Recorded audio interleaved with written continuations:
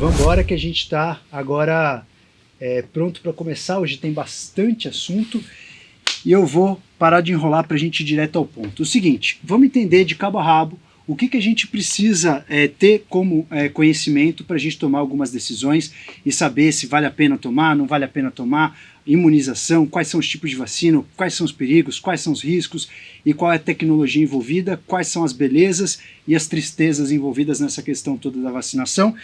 Como sempre vocês gostam do tema mais polêmico, né? Toda vez que eu ponho um tema gostoso, soft e um polêmico, vocês votam no polêmico. Então vamos lá, vocês pediram, a gente foi atrás.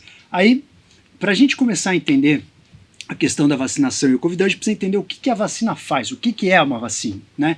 Para entender o que é uma vacina, vamos entender um pouco do nosso exército. Toda vez que tem alguma coisa que vai te agredir, e a gente pode chamar isso de antígeno, alguma coisa que vai agredir o teu templo, você tem basicamente um exército para se livrar ou para atacar esse agressor. Nosso exército ele é dividido em dois tipos. Um exército mais porradaria, imagina uma pessoa forte assim, vamos imaginar um cara forte. Esse exército com um cara forte, ele é mais porradaria. O que esse cara faz? Esse exército aqui, ele age de uma maneira muito brusca, tá? Ele age de uma maneira muito brusca, ele sai dando porrada em todo mundo. A gente pode chamar isso de sistema imune inato, tá? Ele sai agredindo todo mundo, vamos sair dando porrada. Ele não, como ele é grande, como esse sistema é um sistema que ele já está acostumado a pegar o que vem na frente, engolir, fagocitar e etc., ele não dosa muito quem que é quem. Esse sistema não tem uma boa memória, ele sai limpando. O que pareceu ser um agressor, ele sai dando porrada. Mas nós temos um outro sistema imune que também participa da nossa resposta, que já é um sistema imune um pouco mais cabeça, então já é um sistema imune onde a gente tem uma resposta um pouco mais elegante, digamos assim. Então vamos colocar uma elegância, onde a gente tem aqui um cara engravatado que ele vai trabalhar com as estratégias, tá? Esse sistema imune é o sistema imune mais estratégico. O que quer dizer um sistema imune estratégico? É um sistema imune que nós chamamos de adaptativo. Adaptativo, tá? Esse sistema imune adaptativo, ele trabalha com muita estratégia, um exército que ele pensa quem é o nosso oponente, quem é o perigo, como age esse perigo. E aí esse sistema imune, ele também é dividido em vários outros subsistemas, né? Você tem vários setores desse sistema. Eles também começam a determinar uma memória. Se você enfrentou um exército e teve uma vitória, você lembra bem. Só que tudo que você apanhou, você também lembra. Então você sabe como aquele agressor vai agir. Então esse sistema imune, ele não sai batendo em todo mundo. Ele fala assim, vamos ver quem é o agressor, quem é esse invasor e como que eu vou reagir contra ele. Então esse sistema imune ele age de uma maneira muito sábia. Ele pega esse agressor e fala assim, bom, esse agressor ele age dessa maneira, eu vou produzir essa substância, vou estimular essa célula. Então esse sistema imune é um sistema um pouco mais elaborado. Nesse sistema imune nós temos a memória imunológica. Uma das células que compõem esse sistema imune é a memória imunológica. Então uma vacina ela tem que estimular esse sistema imune aqui, porque esse cara aqui, ele vai lembrar como reage. O que é então uma vacina? Nós temos um patógeno, nós temos um agressor, que no caso aí que a gente está falando é um vírus, e esse vírus, ele vai ser detectado pelo sistema. No começo, quem tenta limpar ele é esse daqui, tanto que a gente tem a chuva de citocinas, etc. Depois, esse sistema apresenta, esse cara ele pega o vírus e apresenta para esse sistema aqui pensar o que fazer. Então, esse sistema pensando como ele vai agir, ele vai fazer algumas moléculas para se ligar e a gente destruir esse nosso patógeno. O que faz uma vacina? Para vocês entenderem como age uma vacina. Uma vacina, você vai apresentar diretamente para esse sistema aqui alguma parte desse vírus ou alguma parte desse patógeno para que ele elabore uma estratégia sem que esse patógeno pode te infectar. Vou apertar a tecla SAP. Imagina que você tem uma batalha pela frente. Imagina se eu pudesse ver um VT, ver um vídeo do meu inimigo. É como se você fosse lutar um UFC. Você imagina lá o Rickson Gracie antes de entrar no Pride. Ao invés dele entrar sem conhecer o inimigo, que a chance dele se surpreender é grande, ele fica assistindo 10 lutas de como esse cara lutou antes. Quais são os movimentos, aonde é a fraqueza, aonde ele baixa a guarda. E é justamente isso que a gente faz com o nosso sistema imune quando a gente joga uma vacina. E o que é uma vacina? Uma vacina apresenta um antígeno. O que é um antígeno? Alguma parte desse patógeno, desse agressor, que vai desencadear uma elaboração de uma resposta, que vai desencadear uma estratégia do nosso sistema imune. E essa estratégia vem não só como uma estratégia de defesa, mas como uma memória. Então, uma vacina nada mais é do que a gente achar maneiras de mostrar para esse sistema que ele tem que elaborar uma estratégia, uma memória para lidar com o inimigo quando você entrar em contato com o inimigo. Mas como que a gente descobriu tudo isso, né? Como é que a gente chegou nesse modelo de vacina? Então vamos pensar um pouco na história, tá? Na história, como é que os seres humanos perceberam que a gente pode descobrir algo que faz o nosso sistema pensar inteligentemente contra inimigos? Então, algumas pesquisas aí mostram pra gente que um monastério budista poderia ter sugerido que os monges bebessem, por exemplo, venenos de cobra, para que o corpo soubesse lidar com o veneno da cobra, e aí o corpo não reagia tanto se tomasse uma picada de cobra. Isso foi mais ou menos no século X.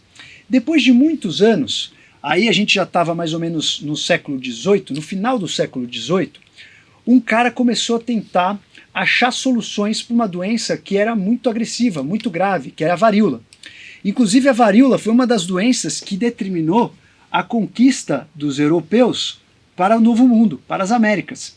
Um dos episódios mais clássicos aí das conquistas, né, das grandes navegações, e o Francisco Pizarro, que era um espanhol, o cara é um super conquistador, eu já contei essa história para vocês na época que a gente fazia o clube de leitura dos avatares. Francisco Pizarro, ele em 1532 chegou no terreno que era o terreno dos Incas e teve a grande batalha de Cajamarca. A grande batalha de Cajamarca, ele chegou em 1532, o Pizarro, que era esse conquistador, que era um espanhol, ele tinha 60 homens com cavalos e 106 homens na infantaria. Enquanto o exército Inca, que era o exército do Atahualpa, o Inca ele dominava uma área de mais de 80 mil homens e o exército tinha mais de 7 mil homens.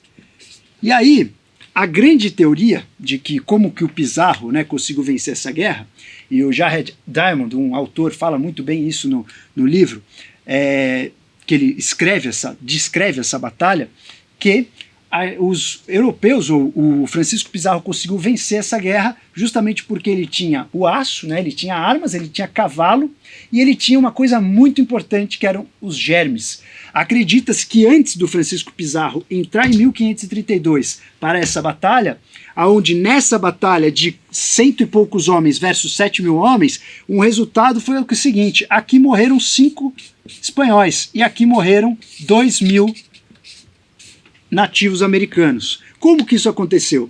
Antes dessa batalha se dar, o vírus da varíola chegou alastrando os indígenas e os indígenas, os nativos americanos, eles não tinham contato com esse vírus.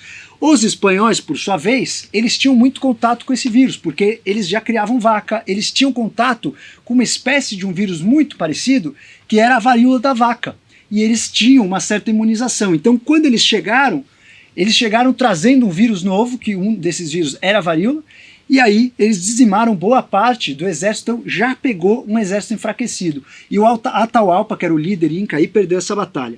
Mas por que eu estou contando tudo isso? Porque foi muito importante a gente analisar a imunidade e entender o que a imunidade vinha fazendo com as doenças naturais. E aí um médico muito louco, chamava-se Edward Jenner, esse cara percebeu, aí já era no final do século XVIII, que as pessoas que trabalhavam com as vacas leiteiras, principalmente as mulheres que tiravam leite da vaca, elas nunca tinham a varíola. E quando elas tinham a varíola era muito leve. E o cara falou, não é possível, eu não conheço uma mulher leiteira que tira leite da vaca que teve a varíola pesada. E aí ele teve a brilhante ideia. Ele pegou um pus de uma feridinha de uma leiteira que estava com a varíola da vaca, eram 2 vírus diferentes, a varíola humana e a varíola da vaca. Ele pegou um pouco do pus da varíola da mão de uma leiteira e inoculou no menino de 9 anos de idade. Ele inoculou no menino de 9 anos. Imagina se esse cara tivesse Instagram, todo mundo ia acabar com a vida dele. Ele inoculou um vírus no menino de 9 anos de idade. E aí, ele inoculou esse vírus, que era o vírus da vaca, e analisou o menino. Maluco ainda, depois o menino ficou meio doentinho, com febre e tal, 2, 3 dias, maluco ainda. Depois que o menino se recuperou, ele pegou o vírus de um humano, de uma varíola de um humano, e inoculou no menino para ver o que acontecia. Pasmem, o menino não teve nada, não adoeceu. E esse cara, o Edward Jenner, ele simplesmente falou assim, cara, a sacada tá aqui. A sacada tá aqui. Eu enganei o sistema imune. Claro, ele não sabia, né, nesses termos, mas ele enganou o sistema imune. Ele pegou um vírus parecido, que era um vírus da vaca, e nos seres humanos, aquele vírus da vaca causava uma doença muito, muito branda, muito amena. E ele pegou esse vírus da vaca e transformou esse vírus numa espécie de uma vacina, de um vírus vivo atenuado. E aí, a gente começou, surgiu aí a vacina no nosso universo, surgiu a vacina no nosso mundo, surgiu a vacina na ciência. E por que vacina? Porque o vírus da vaca chamava-se vacinium, era o vírus da vaca, era vacinia, a doença da vaca, então ficou vacina. A varíola da vaca então foi a responsável por trazer esse insight. Imagina que esse cara foi genial de ter essa sacada, porque a vaca, na teta da vaca tinha as pústulas com a varíola da vaca. E ele se ligou que essas pústulas causavam uma espécie de imunização. De lá para cá, isso foi mais ou menos em 1796 que ele começou a inocular no menino. E aí a galera não acreditou nos relatos dele. O que esse cara fez? Era cientista roots. O que esse cara fez? Até 1798, esse cara começou a inocular em mais outras crianças. Uma das crianças foi o próprio filho dele. E todas deram certo. E aí a galera começou a respeitar, falou, o cara é louco, mas o cara tem uma coerência. E aí o que aconteceu foi que as pessoas deram ouvidos para ele e a vacina foi criada. Desde essa época a gente começou a trabalhar com vírus vivo, inativado, tinha várias formas de inativar o vírus, e aí de 1800 a 1900 nós criamos aí algumas vacinas, de 1800 a 1900 nós criamos algumas vacinas, entre elas a vacina da raiva, por exemplo, a vacina da raiva. Então, nesse século, a gente já começou a dominar um pouco das vacinas, mas apenas no século XX que a gente realmente ficou bom no negócio. Lembrando que aí a gente começou a fazer vacina para tuberculose. O grande Koch, que descreveu o bacilo da tuberculose, ganhou o prêmio Nobel no mesmo ano que o Einstein descreveu a teoria da relatividade, 1905. E aí o Koch, que descreveu o bacilo da tuberculose, ganhou esse prêmio e também estimulou uma vacina que chama-se BCG, que a gente tem até hoje, que é uma vacina também de vírus atenuado. E aí surgiu aí a vacinação, o conceito da vacinação no nosso mundo atual. Então vamos pensar agora quais são os tipos de vacina e como a gente faz uma vacina. A gente já viu como ela surgiu. O Edward, ele se ligou que tinha um jeito aí de enganar o sistema imune. Qual é o sistema imune? Aquele patrão de terno, aquele cara que vai estabelecer as estratégias, tá? Eu não estou vendo todos os comentários, mas já já a gente vai continuar vendo. Então, esse cara, o cara de terno, o estrategista, o cara do exército, ele foi ativado por um vírus parecido, se preparou para o inimigo. Quando chegou o vírus do ser humano, o cara já sabia lutar, ele já sabia estratégia, já sabia matar o vírus, a criança não adoeceu. E aí, então a gente embalou no mundo da imunização. De lá para cá a gente criou vários tipos que a gente chama de plataforma de vacina, várias maneiras de construir uma vacina. E eu vou citar aqui 6 tipos de construir uma vacina para que a gente depois discorra sobre as vacinas específicas do Covid. O primeiro tipo, né, de construir uma vacina chama-se justamente o que a gente viu de vírus vivo, porém atenuado. O que significa isso? Atenuado. O que significa isso? O vírus está vivo, tá? Porém, ele está fraco. Como ele está fraco? Tem várias maneiras de deixar o vírus fraco, né? Você pode hoje fazer isso geneticamente, você pode fazer culturas, você pode enfraquecer ele com calor, na época fazia com calor, por exemplo, eles tentavam, por exemplo, na raiva, deixar o vírus, pegavam um coelho que estava contaminado com raiva e deixava lá o tecido neural cheio de vírus, 5, 7 dias secando no sol, enfraquecia o vírus, jogava o vírus como uma vacina de vírus vivo atenuado. E assim surgiram as vacinas. Hoje não é assim, obviamente, né? Mas assim surgiram as vacinas de vírus vivo atenuado. Segundo tipo de vacina são as vacinas dos vírus mortos, cadáveres dos patógenos. Eu falo vírus, mas pode ser bactéria, tá? Cadáveres dos patógenos. Então, vírus morto e inativado. Inativado. Por que vírus inativado? Porque esse vírus está morto, né?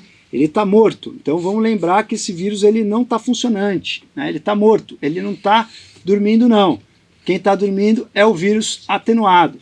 Então, o vírus está morto, tá? Vou pôr o sinalzinho da cruz aqui, que ele está só carcaça, só bagaceira.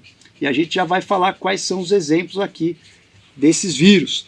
Então, vírus vivo atenuado. Temos vacinas até hoje de vírus vivo atenuado. Por exemplo, temos aí vacina... falhou aí? Tá falhando? Não. Temos aí vacina, por exemplo, de vírus vivo atenuado, febre amarela. É um vírus vivo atenuado. Temos até hoje, tomamos até hoje. Vírus inativado. Temos aí a vacina de hepatite A, por exemplo.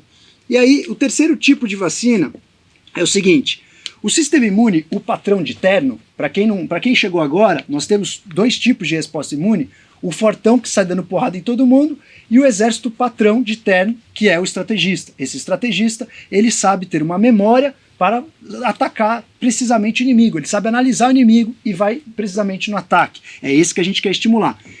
Quando você apresenta um vírus que é inativado, ele tem esses antígenos de superfície que vão despertar essa estratégia.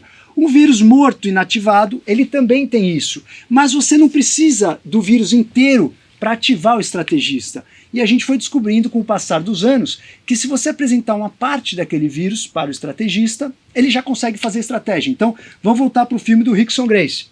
O Rickson Gracie, antes de entrar no Pride, ele analisa como que é o inimigo, como ele luta. Ao invés do Rickson Gracie lutar com o inimigo, fazer lutas de sparring, que corre o risco dele se machucar, o que o Rickson faria? O Rickson simplesmente olha videotape. Muitas vezes ele não precisa nem olhar o videotape do cara lutando, ele pode olhar o videotape do cara treinando. Então você não precisa dar o vírus inteiro para que o estrategista desenvolva estratégias de batalha. Você dá uma partezinha do vírus e você desencadeia a resposta imune. Como chama essa vacina de uma parte do vírus? Ela é os subunidades, por exemplo, subunidades. Você dá uma parte do vírus e você consegue aí ter o desencadear essa resposta aí estratégica. Quais são as vacinas de subunidade? Por exemplo, hepatite B. São subunidades.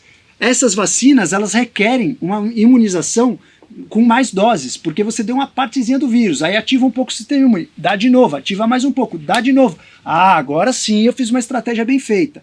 Então é vacina de hepatite B, geralmente você tem que dar várias doses. O próximo tipo chama-se vetor viral. O que é vetor viral? A vacina de vetor viral é o seguinte, tá? Eu quero entregar para minhas células um código genético do vírus. Eu quero que a gente produza alguma proteína do vírus e que o nosso corpo reaja com essas proteínas. O que eu faço? Eu pego um vírus bonzinho, que eu conheço, então geralmente é o adenovírus. Eu pego o adenovírus, tá? Vou colocar o adenovírus diferente aqui. Vou pegar o adenovírus. O código genético do adenovírus estava aqui. O que eu faço? Eu corto o código genético do adenovírus, tiro uma parte dele e jogo o código genético do vírus que eu quero, que no caso é o coronão. Eu pego uma parte do código genético do coronão e jogo aqui. O que eu fiz? Esse vírus bonzinho, ele vai entregar o código genético do vírus que eu quero para minha célula. O meu corpo não vai atacar esse vírus. O meu corpo vai atacar a proteína que ele vai produzir, que é a proteína do meu outro vírus que está em questão. Então eu pego um vírus conhecido, bonzinho, que entra na célula. E aí esse vírus chega na nossa célula, ele entra em contato com a nossa célula recebe esse vírus, põe ele para dentro aqui, e aí esse vírus vai produzir as proteínas do meu vírus em questão. Então, quando ele entra nessa célula, essa célula produz a proteína, por exemplo, do coronão. Produzindo a proteína do coronão, o meu sistema imune, o meu patrão de terno, vai agir contra ele, chama vetor viral. O quinto tipo seria a vacina recombinante. O que é vacina recombinante? Eu faço por engenharia genética uma virus-like protein. O que é virus-like protein? Ao invés de eu apresentar uma proteína do próprio vírus, eu apresento uma proteína muito parecida com a do vírus. e aí o meu sistema imune, o meu patrãozão de terno, vai elaborar as estratégias contra essa proteína. E para finalizar, as proteínas de DNA, as vacinas de DNA e RNA, que a gente vai falar já daqui a pouco. Como elas funcionam, tá? Eu vou explicar para vocês como funciona uma vacina de RNA, que é um feitio. A gente nunca teve uma vacina de RNA liberada para uso humano. Essa semana foi um feitio da ciência. As pessoas que não estão ligadas na ciência, foi um feitio. Essa semana aconteceu um feitio nunca antes visto que vai ficar para a história. Foi a primeira vacina de RNA aprovada para uso humano. E a gente vai falar como ela funciona. Bom, visto isso, amarrem isso aqui, porque visto isso, a gente vai entender algumas outras coisas, tá? Primeiro, quando a gente pensa nisso, a gente pensa em ter uma imunidade. Agora, para que ter uma imunidade? Para que a gente precisa de uma vacina numa pandemia?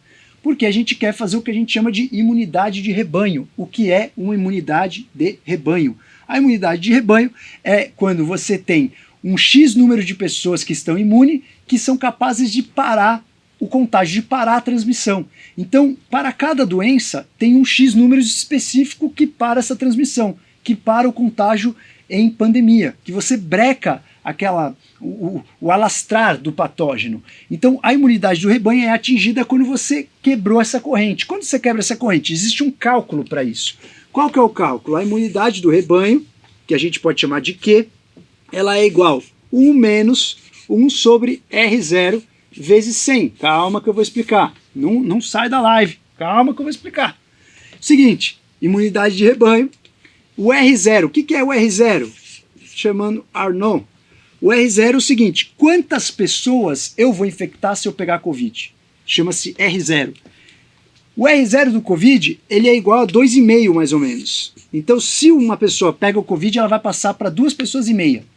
Se uma pessoa pega o Covid, ela vai passar para 2,5 pessoas. Esse é o R0. Então eu coloco nessa fórmula. Nessa fórmula eu coloco o 2,5 aqui. Então 1 dividido por 2,5, isso aqui vai dar 0,4. 1 menos 0,4 é igual a 0,6. Vezes 6, vezes 100, isso aqui vai ser igual a 60. Ou seja, o que é esse 60? Da onde eu cheguei nesse número? Se eu imunizar 60% da população para o Covid, eu estou com a imunidade de rebanho feita. Ou seja, se quase metade das pessoas tiverem aí imunidade para o Covidão, seja essa imunidade através de vacina ou através da própria doença, eu tô bonito. Resolvi o assunto, acabou a pandemia, vamos embora todo mundo festejar. Libera o carnaval em Salvador, libera o Guerigueri lá no Jardins e vamos embora. Então, se você conseguiu chegar nesse número, é o que você precisa saber da sua vacinação, da sua imunização. E aí, você vai tomar a vacina ou não vai tomar a vacina? Para que você precisa de uma vacinação? Porque a gente precisa de uma imunidade de rebanho. Agora vamos pensar nas vacinas específicas do Covidão. Vou falar das principais, não vou falar de todas, mas eu vou falar das principais. O que tem acontecido e quais são as principais marcas da vacina. Primeiro, para você fazer uma vacina, todas as vacinas são assim, não tem choro nem vela. A única vacina que a gente ainda não sabe todos os dados é a Sputnik V, que é a vacina da Rússia, que a gente não tem todos os dados. O resto, a gente sabe todos os dados, todas as fases. A vacina ela passa por praticamente 4 fases. É a fase pré-clínica. Nessa fase pré-clínica não é em humanos, ela é em estudo em ratinhos. Então, geralmente, essa fase pré-clínica você vai estudar aquela vacina em animais de laboratório. Depois entram os estudos em humanos. Nos estudos em humanos você tem a fase 1. A fase 1 você pega poucas pessoas e estuda poucas pessoas para quê? Fase 1 você está tentando achar a segurança. Será que alguém vai cair duro depois de tomar a vacina? É isso que você vai investigar na fase 1. Pega poucas pessoas ali, fala aqui, vamos ver o que vai dar. Deu ruim? Parou. Fase 2, a fase 1 foi legal? Deu certo? Foi ótimo. Fase 2, você já começa a pegar aí centenas de pessoas para fazer a fase 2. Depende do estudo, você pega mais, depende do estudo, você pega menos. Para que a gente precisa da fase 2? Para descobrir a imunogenicidade. O que é a imunogenicidade? O quanto aquela minha vacina vai despertar o meu exército de estratégia, o meu patrão de terno, o quanto que aquela minha estratégia de vacinação vai ser capaz de desencadear uma resposta imunológica naquele sistema. É isso que eu quero ver na fase 2. Aí, eu passei por essas duas fases, tem a fase 3. O que é a fase 3? Fase 3 eu pego isso e multiplico para os milhares. Em geral, temos aí na fase 3 de 30 a 40 mil pessoas sendo investigadas. Na fase 3 eu quero saber a eficácia real. Será que essa imunidade vai ficar? Será que todos vão ser imunizados? Será que realmente as pessoas que desenvolveram o sistema imune não pegaram a doença? Quanto tempo vai durar isso? É isso mais ou menos que eu vejo na fase 3 e, obviamente, depois tem a fase de revisão. Não acaba aqui, né? Depois que uma vacina sai no mercado, ela está o tempo inteiro sendo notificada se você tem eventos adversos. Senhores, todas as vacinas, todas passam por isso. Não tem choro nem vela. Todas as vacinas vão ter que passar por esse processo. Então eu vou falar para vocês aqui algumas vacinas que estão na fase 3 e a única que não está na fase 3, aliás, temos outras que não estão na fase 3, mas uma das únicas que já foi aprovada pelo FDA é a da Pfizer. Nós temos outras vacinas que passaram da fase 3 em outros países e eu vou citar algumas para vocês, tá? Então, visto isso, amarre esse conceito aí, a gente vai agora falar diretamente das vacinas do Covidão. Até então vocês estão amarrando? Beleza. Então, as vacinas do Covidão, tá? Vamos pensar nos tipos de vacina. Primeiro vamos pegar a vacina da Pfizer, que é uma vacina de RNA. Como funciona uma vacina de RNA? Então o RNA, primeiro, a vacina da Pfizer é uma vacina de RNA, tá? É uma vacina de RNA. O RNA, primeiro, ele não fica dentro do núcleo da célula, ele fica fora do núcleo. Então, para você entender o que é o RNA, você que não é da área da saúde, imagina que você tem uma receita que você precisa executar uma receita numa cozinha, tá? O DNA, ele seria o arquivo principal, tá? A receita onde você tem o seu livro ali bonito, onde você tem o livro encapado, tudo escritinho à mão, envernizado, com espiral de ouro. Você tem ali uma receita onde você traz por várias gerações ali. Você trouxe essa receita, esse livro de receitas da sua tataravó. E aí quando você vai pegar esse livro, você pega com uma luvinha, tira o pó do livro, você tira ele da gavetinha. Esse é o livro de receitas principal. Só que se eu quiser fazer uma receita com esse livro, e eu preciso fazer uma receita num retiro com 40 pessoas, eu não vou levar o livro. O que eu vou fazer? Eu tiro um xerox do livro. Então, o RNA é o xerox do livro. Quando você tem, então, uma célula, imagine uma célula humana, você tem o DNA, que é a dupla hélice aqui, e você tem o RNA solto aqui, com várias outras organelas. O RNA, ele fica solto na célula. O DNA fica dentro do núcleo. O que seria, então, uma vacina de RNA? Brilhantemente, os cientistas falaram o seguinte: eu preciso de alguma proteína daquele vírus. No caso do vírus do Covidão, do SARS-CoV-2, nós temos a proteína principal do vírus que desencadeia uma resposta imunológica, chama-se spike protein, ou S-protein, ou a proteína spike. Então, a proteína spike é o nosso foco, porque é ela que vai ser a proteína de superfície que vai desencadear o homem de terno, ela que vai desencadear a estratégia. O nosso sistema imune reconhece essa aqui. Quando o nosso sistema imune vê isso, ele aprende a lidar com o Covid. Então, o que acontece? A gente precisa ter essa proteína de algum jeito. Ou você joga aí o vírus inativado, que a gente tem vacinas de vírus inativado, vou contar para vocês, ou esses caras pensaram uma coisa brilhante. E se a gente jogar a receita de bolo xerocada para nossas células fazerem essa proteína, a hora que as nossas células elas fizerem essa proteína, o sistema imune vem e ataca. E é isso que eles fizeram na vacina de RNA. Então a vacina de RNA, ela tem uma fita de RNA envolta por uma camadinha de gordura. Essa fita de RNA envolta por uma camadinha de gordura entra na célula. A hora que ela entra dentro da célula, ela não entra no núcleo. A hora que ela entra aqui dentro, essa é a vacina. Ela fala assim, putz, produz tal proteína. E a célula produz a proteína spike, que seria a coroinha ali do nosso covidão. Quando a nossa célula produz isso, a nossa célula fez a nossa imunização. Por quê? Aí vem o sistema imune todo, o cara de terno, aí vem todo mundo que está preocupado em defender o nosso corpo, atacar essa célula aqui, a imunização está feita. Então, senhores, vocês entenderam como funciona uma vacina de RNA? Vocês entenderam a logística que a gente começou a dominar essa engenharia molecular a partir de 1970. A vacina de RNA ela nunca foi aprovada antes, mas ela é estudada desde 1990 e a partir dos anos de 2005 ela já começou a ser testada, por exemplo, para o Zika vírus. Então a gente já tá dominando essa tecnologia há algum tempo, a gente nunca teve nenhuma aprovação. E aí a gente tem então duas vacinas que são de RNA na boca do gol. Uma já foi aprovada pelo FDA, que é a vacina da Pfizer, e a outra é a vacina da Moderna, tá? Tem vantagens e desvantagens que a gente já vai ver. A vacina da Pfizer mostrou uma eficácia de 95%. A vacina da Moderna, 94,5%. Elas deram efeitos colaterais, sim, quase na metade dos casos. Quais são os efeitos colaterais? Fraqueza, cansaço, dores articulares. Porém, isso durou poucos dias e as pessoas ficaram imunizadas. Então, provavelmente, tudo leva a crer que existe muita ciência envolvida e existe muita coisa bacana que a gente está desfrutando dessa ciência.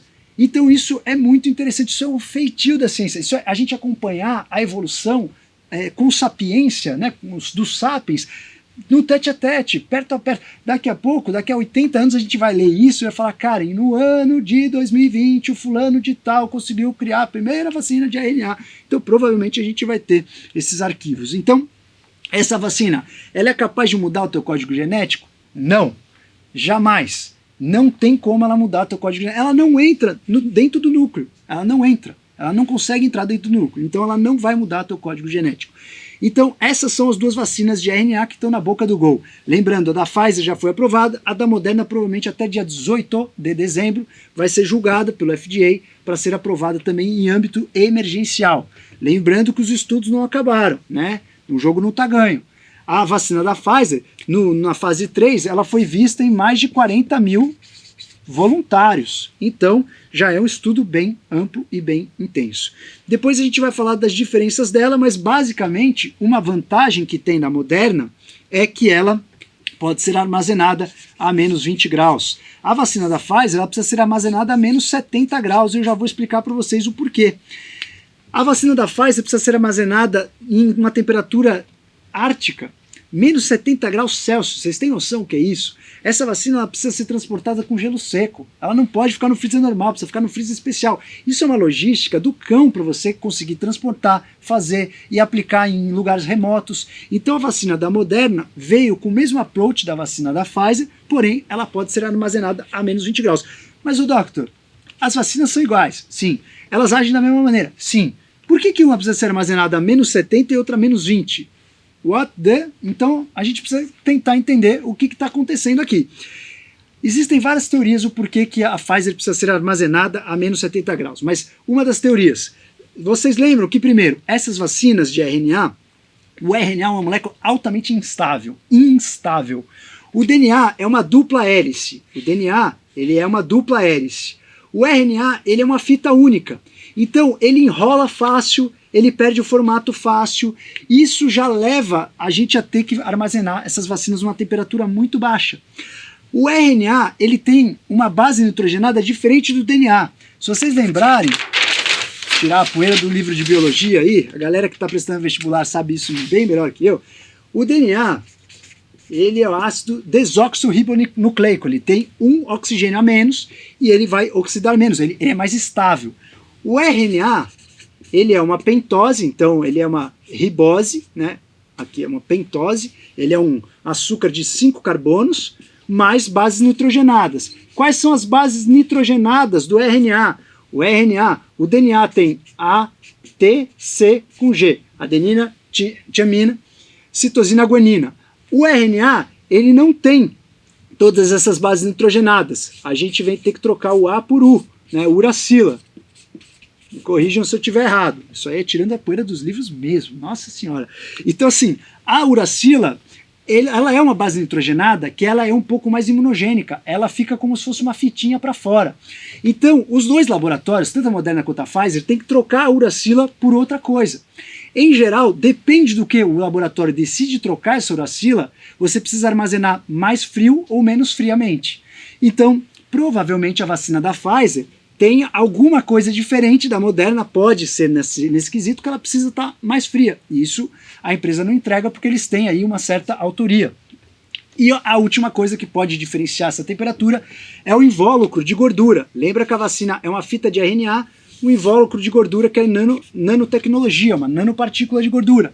Depende do que eles usaram para fazer essa gordura, exige um armazenamento mais pesado ou menos pesado. Deu para entender as duas vacinas de RNA, vamos passar para a próxima. Próxima vacina é a vacina do vetor viral. O que é vetor viral mesmo, doctor? Você já explicou hoje, eu já esqueci. Vetor viral, você pega um vírus conhecido e faz com que esse vírus ele entregue o material genético para essas células. Então, você pega o adenovírus e entrega o material genético para as células produzirem a proteína que você quer, que é a proteína spike. Então, quais são as vacinas de vetor viral que estão na boca do gol? Vamos lá. Vetor viral. Vetor viral. Temos a vacina aí de vetor viral da Oxford, a AstraZeneca. Temos a vacina de vetor viral que é a Sputnik 5. E temos a da Johnson & Johnson. Todas elas são vetor viral. A Oxford, o que aconteceu com a pesquisa da Oxford? Olha que tiro pela culatra, tá? Olha que tiro pela culatra. Se liga lá. A vacina da Oxford, os caras estavam super empolgados, é uma vacina super promissora, todo mundo esperando os resultados. Ela teve aí uma boa aprovação na primeira fase, todo mundo esperando a primeira dose, ela chegou numa eficácia de quase 90 e poucos por cento. Quando eles deram a segunda dose, caiu para 62%. E principalmente quando a dose foi plena. E aí, os caras perceberam uma coisa inusitada. Quando eles deram a primeira dose, metade da dose, e a segunda dose, a dose plena, voltou a subir a eficácia. A eficácia voltou a ficar boa. E os caras falaram, bom, se eu usei uma dose menor, por que a minha eficácia caiu? Uma das teorias, lembra que ela é um vetor viral. Uma das teorias é que a gente esteja desviando o sistema imune para atacar o vírus do vetor e não atacar o vírus legal, não atacar o vírus que a gente quer. E aí eles estão com esse problema, com essa pedrinha no sapato para resolver. Provavelmente é uma vacina que vai ser aprovada, mostrou segurança e tal, mas ainda não convenceu. É uma vacina que prometia muito, estava todo mundo botando uma super fé nela. Ainda não convenceu, vamos esperar os próximos passos.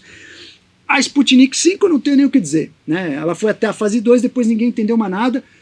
O mestre lá aprovou logo, vamos testar em uma galera, e a gente não sabe muito bem os dados específicos. Só que eles mostraram uma eficácia mais de 90 e poucos por cento. E aí, a empresa que fez essa vacina falou assim, bom, qual que é a discordância se as vacinas são parecidas de Oxford e a Sputnik? Olha, vai cair uma chuvona aí, senhores. Qual é a diferença dessas vacinas? Tá? Entre Oxford e Sputnik, uma tem 90%, outra 62%. O que eles alegaram? Nós estamos usando dois tipos de vetor viral. A primeira dose é com um vírus que está disfarçado, levando o meu código genético. A segunda dose é com outro tipo de vírus. Então eles trocaram o vírus, enganaram o sistema imune e tiveram uma maior eficácia. Isso que diz a Sputnik 5. E a Johnson & Johnson? A Johnson & Johnson, ela inovou mais ainda. Ela fez o vetor viral, mas tudo leva a crer que a Johnson & Johnson talvez precise de apenas uma dose. Talvez, a gente ainda não sabe isso ao certo. Mas é uma vacina também promissora, de vetor viral, que leva esse material genético para a nossa célula e entrega. Então essas três vacinas são as que estão na boca do gol de vetor viral. Agora, vamos para uma vacina peculiar, que é muito importante para a gente falar um pouquinho dela, que é a Coronavac. A Coronavac, que é da Sinovac, é a vacina que está sendo produzida em parceria com a Sinovac, que é o laboratório chinês, mas o Butantan, brilhantemente por um laboratório aí brasileiro, e é uma vacina de vírus inativado. Lembra que a gente falou lá?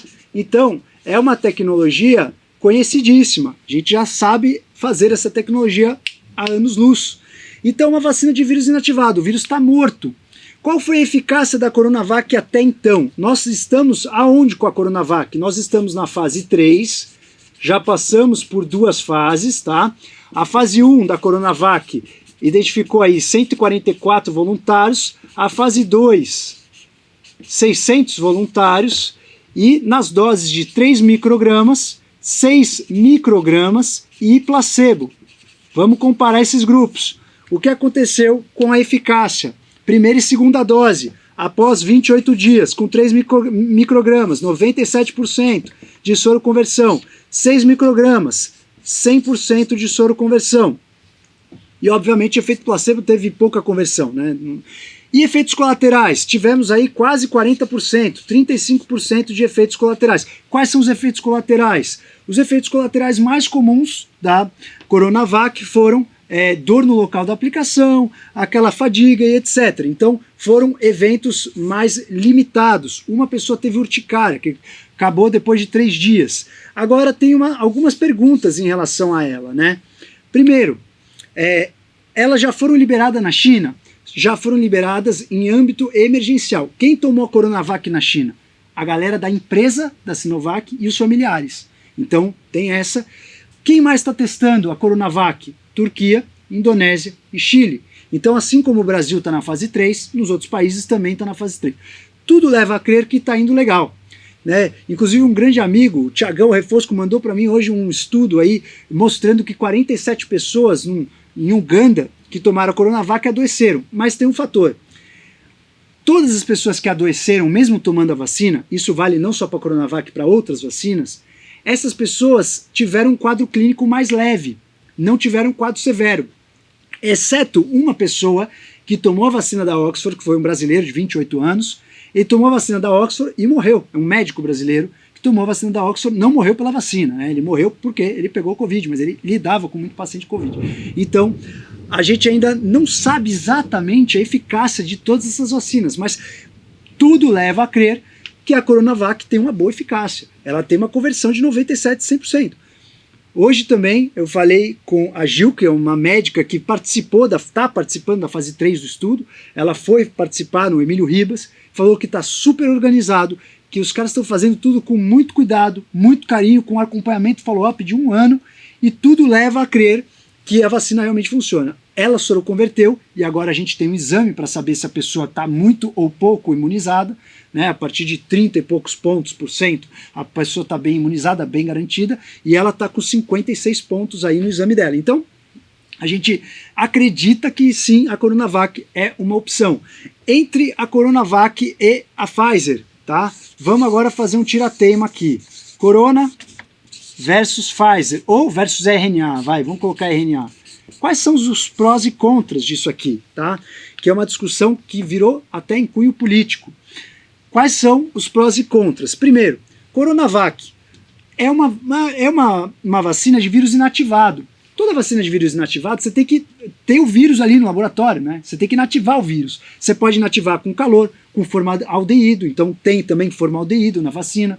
Então você tem que inativar a vacina, ou seja, você tem que fazer um laboratório com alta segurança. Quando você lidar com material biológico, você tem que fazer um laboratório que tem um nível de segurança bizarro. Então isso custa mais caro, isso leva mais tempo. Tudo leva a crer que a Coronavac vai aumentar a possibilidade de a gente fazer mais vacinas. A gente vai produzir a Coronavac no Brasil também. Agora a gente ainda não produz. Tem 6 milhões de vacinas vindo da China, mas a gente ainda não produz. Mas a ideia é que a gente tenha uma capacidade de produção de 24 horas para tocar o terror. Mas é uma vacina mais difícil de ser feita. A Pfizer é uma vacina que a gente tem uma previsão aí da Pfizer de ter mais de 1 bilhão e 300 de vacinas para o ano de 2021.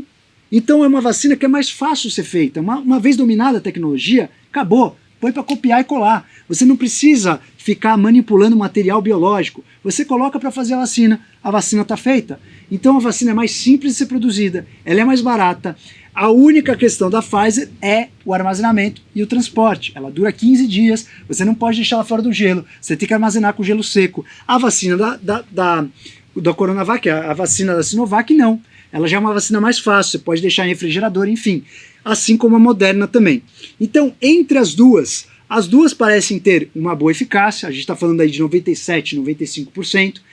As duas têm efeitos colaterais, que são efeitos a curto prazo, e as duas parecem ser vacinas bastante seguras.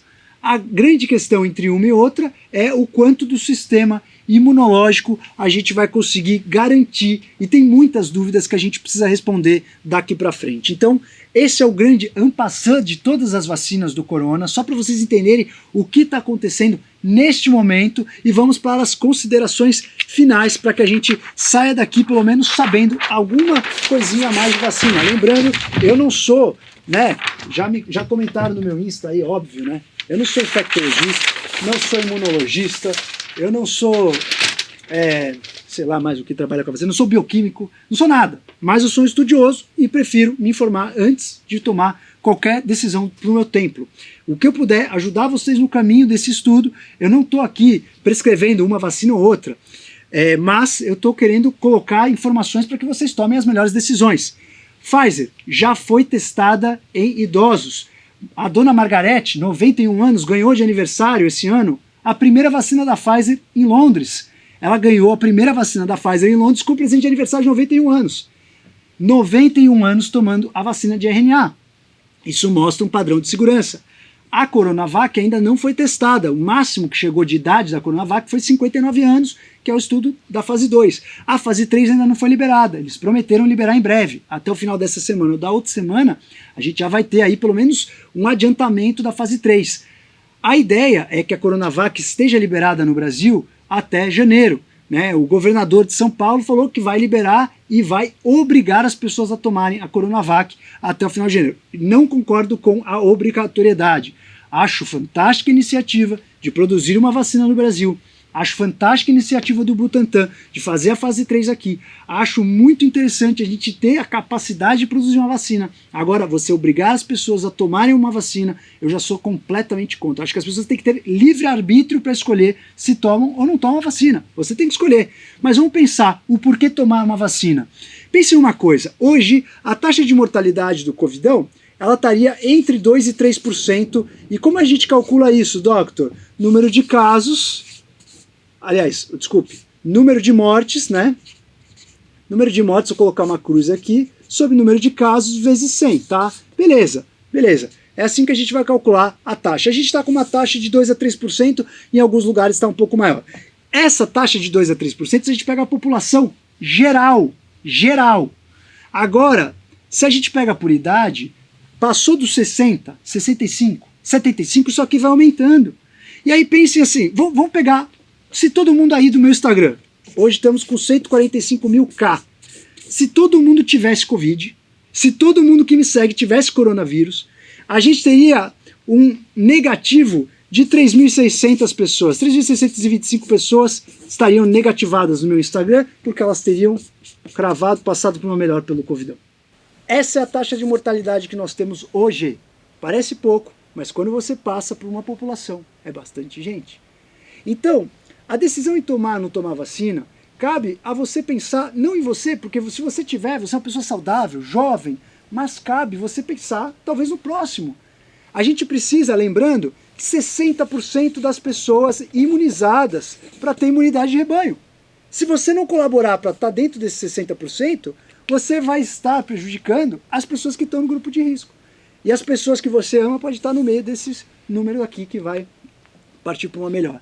Então, pensando em tudo isso, vendo, né, a grande alquimia que os cientistas fizeram, estão fazendo, entendendo as moléculas, entendendo como funciona, entendendo cada descoberta, entendendo que existe uma história por trás disso tudo, né? É claro que cada vez que você mexe com o seu sistema imune, você está provocando o seu exército, às vezes ele ataca o inimigo, mas ele sai queimando a tua casa também. Então, tem pessoas que vão ter reação. Na medicina, nada é 100% seguro.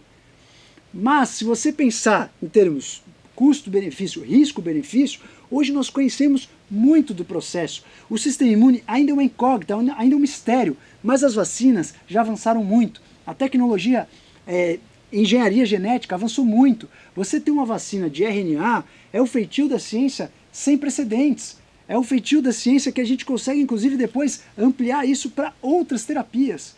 Então, senhores, parem, pensem e estudem. o que a gente quer com a vacina.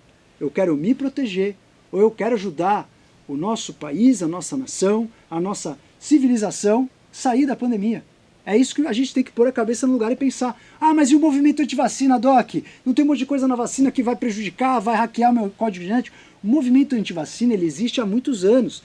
Existe um médico de Londres que ele fez uma fake news dizendo que a vacina de sarampo, cachumba e rubéola, que é de vírus vivo atenuado, poderia causar autismo. E isso já caiu por terra. Isso já caiu por terra. Então, assim, o movimento antivacina ele tem que ser considerado, né? Não é para você sair tomando vacina a Deus dará. Eu, por exemplo, não tomo vacina de influenza. Eu não tomo, porque eu não acho que eu tenho risco, não sou fator de risco. Mesmo que eu trabalhe na área da saúde, eu não quero tomar. Eu não quero porque eu não quero. Tem, por exemplo, um em 1 milhão de chances de você ter uma síndrome de Guillain-Barré, por exemplo, que é uma alteração imunológica do sistema nervoso. Eu não quero correr esse risco. Para mim não vale a pena, eu prefiro ter influenza.